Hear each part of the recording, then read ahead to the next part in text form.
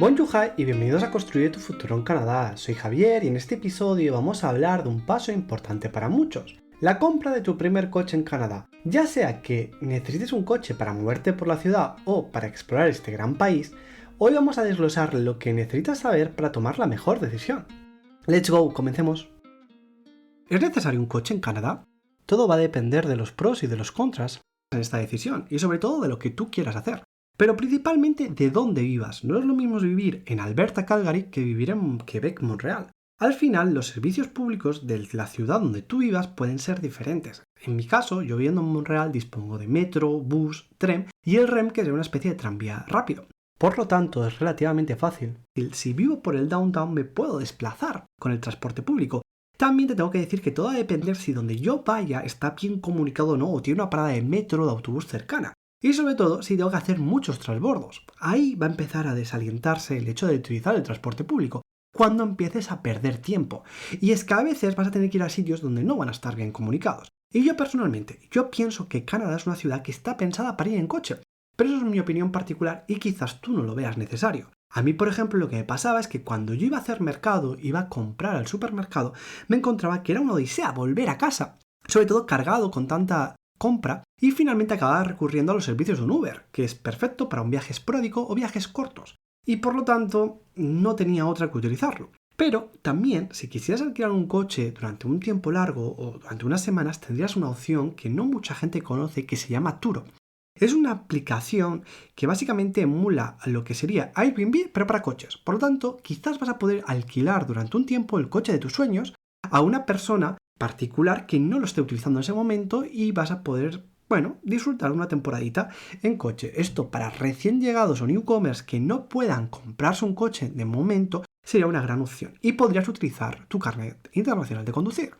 Pero también la gran estrella que tendríamos aquí, y es la catarsis perfecto entre todo, y sería una solución muy canadiense, sería Comunauto. Comunauto es un servicio de transporte que lo que hace es, una empresa pública tiene diferentes modelos de coche, pero no tiene una gran variedad. Va a tener un tipo de SUV, un tipo de sedán y un tipo de coche pequeñito. Y hay quizás alguna opción de coche eléctrico, la cual vas a poder alquilar por horas o por días. Y también lo vas a poder utilizar para hacer una escapada.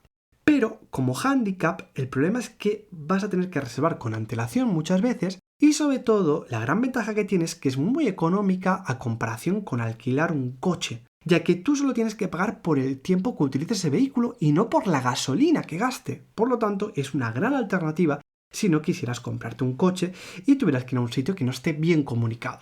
No obstante, ¿te quieres comprar un coche en Canadá? ¿Qué debes hacer? Realmente lo único que necesitas tener para comprarte un coche en Canadá es un Work Permit, aparte del dinero. Pero sobre todo, un Work Permit válido, que es el que te va a justificar inscribir este coche, por ejemplo, en el caso de Quebec, en la SAC, que es la Sociedad del Automóvil de Quebec. Y en este organismo público vas a tener que inscribir el vehículo cuando lo hayas comprado. Lo siguiente que vas a necesitar es tener un seguro. Y lo vas a tener o vas a disponer de más opciones dependiendo si vienes con el carnet de conducir de tu país o el carnet internacional o si ya tienes el carnet de la provincia. Por eso, antes de entrar en materia, te diré que el siguiente capítulo va a ser sobre cómo convalidar el carnet de conducir en Canadá, ya que es algo muy importante que hacer y en el caso que estés en el Quebec incluso puede ser que se demoren bastante en darte la cita para poder hacer este trámite. Si tú tuvieras el carnet internacional, lo que va a pasar es que solo vas a poder contratar ese seguro en las típicas empresas de seguro. ¿Y qué quiero decirte con esto? Porque quizás no me he explicado muy bien. Y es que, por ejemplo, tú si quisieras contratar el seguro en tu banco, no lo vas a poder hacer si no tienes el carnet de la provincia porque no te van a poder dar cobertura. Por lo tanto, vas a tener menos opciones. Igualmente, para mí, la aseguradora estrella se llama Intact. Y esta es una gran aseguradora que ofrece normalmente un muy buen precio. El único problema que vas a tener es que si tuvieras el carnet internacional, quizás el precio que vas a pagar va a ser más elevado si no tienes un carnet con una gran antigüedad. En mi caso te tengo que decir que prácticamente pago lo mismo que cuando tenía el carnet internacional y bueno, ya te contaré más trucos sobre los seguros. Pero básicamente, lo que sí que tienes que saber es que es súper importante que tu seguro tenga incluido el servicio a grúa y es que no todos lo tienen y es muy habitual aquí que la gente complemente su seguro de coche con el seguro de la CAA, que básicamente es una empresa que te da servicio a grúa y en el caso que tuvieras algún tipo de avería te da asistencia. No obstante, Intact te da 4 asistencias al año y hasta 50 kilómetros. La verdad que es muy buen seguro porque lo tienes todo incluido. Dicho esto, antes de hablar de cómo podemos comprarnos un coche en Canadá, lo que te tengo que hacer es una siguiente reflexión. Ten cuidado, porque primero, tienes que tener especialmente cuidado con el óxido, ya que no solo va a estar por fuera del vehículo, y en Canadá es muy habitual que los coches estén oxidados, sino que también puede estar por los bajos de este, ya que cuando pase la máquina quitanieve en la autorruta o en la ciudad y tire producto para que no se congele la calle y aguante más y no cuaje la nieve, este producto es bastante degradante, digamos, para el vehículo y lo que va a hacer es que propicie a que se oxide. Por eso normalmente a los vehículos se les hace un tratamiento especial para que duren más tiempo. Y es aquí el problema. Si tú te compras un coche que no ha estado bien mantenido, vas a tener problemas. Y nadie te va a poder asegurar que un coche que valga $5.000 esté en mejor cuidado que un coche que valga 15.000. Al final lo que te puedo decir es que los quebecos, y sobre todo, no sé si los canadienses, pero al menos los quebecos, se suelen cambiar el coche cada 4 años, no lo tienen más de 10. Por lo tanto, tienes que tener bastante cuidado. Por eso mi tip es, siempre que compres un vehículo, tienes que hacerle pasar una inspección. Y si no sabes dónde hacerlo, pregúntale a amigos y conocidos, o si no a tu comunidad, dónde te recomiendan, qué mecánico te recomiendan, para que evalúe ese vehículo y te aseguro que no tienes ninguna avería grave, o si la tienes, que sepas lo que tienes y programes cuando vas a hacer esa reparación, que no te pille de sorpresa y que no te quedes tirado en medio de la calle. Al final, si te quedaras varado a 20 grados, no pasa nada, pero si te quedas varado a -30, pues quizás es un poco peligroso. Pero no nos pongamos negativos. ¿Dónde puedo comprar un coche? Vas a tener muchas aplicaciones, pero va a depender si es nuevo o usado. En el caso que sea nuevo o que tenga al menos 3 años, te recomendaría LeaseBuster. Básicamente es una página web donde una persona que quiera salirse de su leasing te va a ceder ese lease y tú vas a tener que pagar las cuotas restantes. Y vas a poder hacer el pago final y tener la opción de quedarte el coche o renovar el lease y que te den otro vehículo. Esto es muy interesante si tú quisieras ahorrar y evitarte esa gran depreciación que tendrías si hubieras comprado un vehículo 100% nuevo. En cambio, si quisieras comprar un coche que ya es usado, podrías hacerlo a través de las siguientes aplicaciones, que sería AutoTrade, Kijiji, Facebook de Marketplace. Estas van a ver anuncios de particulares o anuncios de dealers o gente de concesionarios. Y sobre todo vas a tener una variación en lo que vas a ver dependiendo de tu presupuesto. Pero sobre todo, para mí es súper importante que tengas claro antes de seguir hablando qué tipo de coche quieres comprarte y sobre todo dónde vas a aparcar. Porque si tú vas a aparcar en un edificio que tiene garaje, no vas a sufrir tanto con el hecho de tener que limpiar la nieve. Si tú en cambio vas a aparcar en la calle, lo que te puede pasar es que cuando pase la máquina quitanieve y limpie la nieve, te tire la nieve a tu vehículo y te haga como una especie de muro, el cual vas a tener que limpiar para poder sacar tu vehículo. En el caso que tuvieras un sedán o una berlina, vas a tener que palear mucha nieve. Y en el caso que tuvieras un SUV, quizás si no es muy alta la montaña vas a poder salir. En el caso que tuvieras un 4x4, directamente puedes salir por la montañita sin ningún problema. Dicho esto, dependiendo de qué tipo de coche quieras comprarte, vas a estar más expuesto o menos a lo que yo considero que son las penurias del invierno. Yo en mi caso prioricé comprarme un coche que fuera un SUV o un 4x4, aunque al final me acabé comprando un coche que es un 4x2, es decir, es un coche normal, pero era un SUV. Es más alto y cuando nieva, si no nieva mucho, yo me puedo ir tranquilamente sin tener que palear. ¿Qué alternativas tenemos a la hora de pagar? En el caso que seas newcomer y que tengas un permiso de trabajo válido por al menos 3 años, podrías perfectamente acceder a alguno de los préstamos para newcomers que te van a asegurar que te den un coche relativamente nuevo y siempre va a ser más económico o menos dependiendo del credit score que tengas. Por eso es importante que cuides tu credit score, porque este credit score te va a marcar el tipo de interés que te van a hacer pagar. Y sobre todo, también vas a encontrarte mucha oferta de vehículo nuevo muy interesante con incluso al 0% o al 2% o a unos intereses muy competitivos si tuvieras muy buen credit score. Pero todo va a depender también del trabajo que tengas y sobre todo de cuál sea tu presupuesto, tu budget. Por contra, ¿qué pasa con los vehículos que son de segunda mano o usados? Estos te los voy a separar en 3 rangos, de más de $10.000, de entre $5.000 a $10.000 y de menos de $5.000.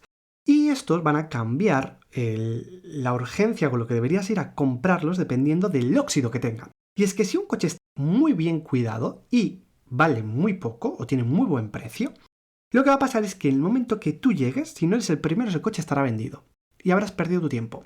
Y en el caso que incluso veas algún dealer que te ofrece coches de entre $5.000 y $10.000, es muy probable que cuando vayas a ver ese coche esté vendido. Por lo tanto, asegúrate de llamar antes de ir porque quizás vas en vano. Y eso me pasó a mí. Lo que te tengo que comentar es, bajo mi experiencia, da igual si te compras un coche de menos de $5.000 o si te compras un coche de más de 10.000. Se te puede romper. Porque si no sabes de dónde sale ese coche y cómo lo han cuidado, puedes tener la mala suerte de que se te rompa. Y nadie te va a asegurar de que porque compres un coche más caro, te vaya mejor. Yo conozco a gente que se ha comprado un coche de más de $10.000 y que se le ha roto al año. Y en cambio, mi coche me costó $3.000 y sabía que tenía que hacer unas reparaciones bastante costosas y que tenía como un plazo de un año para hacerlas. Aún así, hecho ese desembolso, hecho esas reparaciones, me ha salido muy buen coche. Si no fuera porque de vez en cuando me ha dado algún susto. Pero eso es otro tema. Lo que te quiero explicar con esto es que si tú quieres buscar algo barato, lo puedes encontrar, pero va a demandarte tener mucho tiempo. Pues en mi caso el problema es que cuando yo quise comprar mi coche yo ya estaba trabajando y lo que me pasaba es que cuando iba a ver los coches a los sitios ya no estaban. O habían desaparecido o realmente lo que veía tenía alguna falla, tenía algún problema mecánico y realmente no me convenía. Por lo tanto, mi recomendación es, si tienes un presupuesto y tienes el dinero para comprarlo, quizás te interesaría comprarlo en el momento que tú acabas de llegar y después de que intentes incorporarte en el mercado laboral y que quizás lo que más tengas es tiempo para poder ir a sitios y poder viajar. Y finalmente quizás descubres algún barrio que te gusta. Dicho esto, yo tengo que hacer aquí una mención especial a mi amigo Quique, ya que me ayudó mucho y gracias a él pude elegir muy bien el coche que me iba a comprar. Él me recomendó y me ayudó en todo este proceso a que no me engañaran y sobre todo fue súper bueno conmigo y con Lili, ya que dedicó un tiempo que considero que no tenía. Así que desde aquí te lo agradezco, Quique. Gracias. Por lo que volviendo a la conversación, al final todo va a depender si te compras un coche nuevo porque vas a tener seguramente una garantía, vas a tener que hacer frente a menos mantenimiento y lo que sí que vas a tener en contra es una mayor depreciación. En cambio, si te compras un coche de segunda mano, lo que vas a tener es un menor depreciamiento del precio, vas a perder menos el valor de ese vehículo y también por contra sí que vas a tener un mayor mantenimiento. Pero como te digo, si tú le has hecho pasar una inspección y te han explicado muy bien cómo está ese coche, tú al menos sabrás lo que le tienes que hacer. Y es que si te hubiera convencido ese vehículo que has encontrado, da igual el target, el rango que te hayas puesto, lo que debes de saber es que si ese vehículo no es nuevo, vas a tener que pagar unas taxes por la compra de este. Aquí te diré que si ese vehículo tiene más de 10 años, vas a pagar taxes en función de una tabla y sobre todo dependiendo del precio que hayas pagado. En el caso de que ese valor fuera, en teoría, muy poco, lo que acabarías pagando sería un coste fijo, que no te sé decir cuánto es, pero quizás entre unos 50 y unos $100. En cambio, si tú te compras un coche que tiene menos de 10 años, vas a tener que pagar impuestos a razón del precio que indique el gobierno. En el caso de aquí de Quebec, la SAC. Y es aquí donde yo me llevo un susto y donde muchos amigos que tengo también se han llevado un susto al comprarse su primer coche de segunda mano. Y es que en mi caso, mi coche tenía 9 años. Y cuando lo fue a inscribir, yo pensaba que lo único que iba a pagar era la matriculación. Que también pensaba que estaba incluido en el precio, pero bueno. Y aquí me encontré de que no. Que cuando vas a inscribir un vehículo al órgano provincial, en este caso la SAC, tienes que pagar un porcentaje del valor dependiendo de unas tablas. Y en mi caso, aunque yo haya pagado $3.000 por este coche, a mí me dijo el gobierno que el valor de mi vehículo debía de ser 6.000 y por lo tanto me hizo pagar un 10% de dicho valor. Así que me salí con un susto. Tenlo en cuenta por si te compras un coche y cuando vayas a inscribirlo, que no te pille por sorpresa. Y otra cosa que debes de saber es que las matrículas en Canadá se dan por coche que compras y por la persona que lo compra. Por lo tanto, es muy habitual que la gente aquí coleccione sus matrículas de sus primeros coches, porque cuando los venden, ese coche va a tener un nuevo dueño y le van a dar una nueva matrícula. Por lo que quizás quieras empezar a mirar esa matrícula de tu coche como algo que algún día va a estar colgado en una pared y que te va a recordar de ese gran viaje que fue Canadá. Espero que lo disfrutes. Y para acabar, me gustaría contarte la peor parte de este proceso que yo tuve. Y es que en Canadá tienes que tener cuidado porque, desafortunadamente, como en todos los países del mundo, hay una cara oculta y habrá veces que la gente intenta aprovecharse de ti. En mi caso, yo creo que me intentaron estafar. ¿Y cómo fue la cosa? Yo encontré un vehículo que tampoco es que fuera exorbitadamente barato, pero que estaba bien. Y cuando estaba hablando con esa persona, me dijo que para poder cerrar la venta, debía de pagar a través de RIA y que lo que debía hacer era depositar el dinero en RIA y me iban a dar un código de seguridad. Y que ese código de seguridad lo iba a proporcionárselo a la persona que me trajera el vehículo, ya que esa persona que me lo vendía no estaba en el país. Y en ese momento se realizaría la transacción. El problema fue de que yo veía lagunas y sobre todo yo había citado a esa persona enfrente de la comisaría de mi barrio, ya que estos tienen una sala especial para hacer este tipo de tratos, no sea que te encuentres con alguna persona de dudosa reputación. Por lo tanto, también ese tip. Puedes ir a una comisaría a cerrar algún trato o algún pago en efectivo que tengas que hacer. Tienen salas especiales.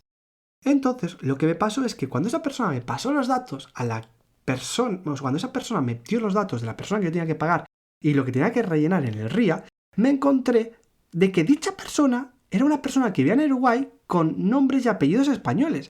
¿Y cómo es posible que alguien que sea español me esté hablando en inglés o en francés y yo, teniendo un nombre que me llamo Javier y Lili que se llama Liliana, no nos hablaran en español? Aquí fue cuando me chirrió todo y le dije a Lili que no estaba convencido y que prefería no comprar ese vehículo. Y, por lo tanto, te digo lo mismo, tienes que tener cuidado, porque al final, gente mala te la vas a encontrar en todos lados. Y también te tengo que decir otra cosa. En Canadá, aunque parezca increíble, roban vehículos. Por lo tanto, también te recomiendo que cuando vayas a comprar un vehículo, hables con tu comunidad y que te expliquen su experiencia y cómo está la cosa por tu barrio o por la zona donde vives. Porque al final quizás debes de ser más precavido de lo que piensas. Antes de acabar, me gustaría darte mi último consejo. Y es que, primero, ten cuidado si el coche es usado, porque te recomendaría que verificaras la batería. Quizás es muy antigua y se puede morir por el frío. Y es algo que el dealer relativamente fácil te lo va a cambiar. Luego, también te recomendaría que revisaras las llaves. Yo en mi caso a mí solo me dieron una llave y ahora se me ha roto. Y tengo que reparar.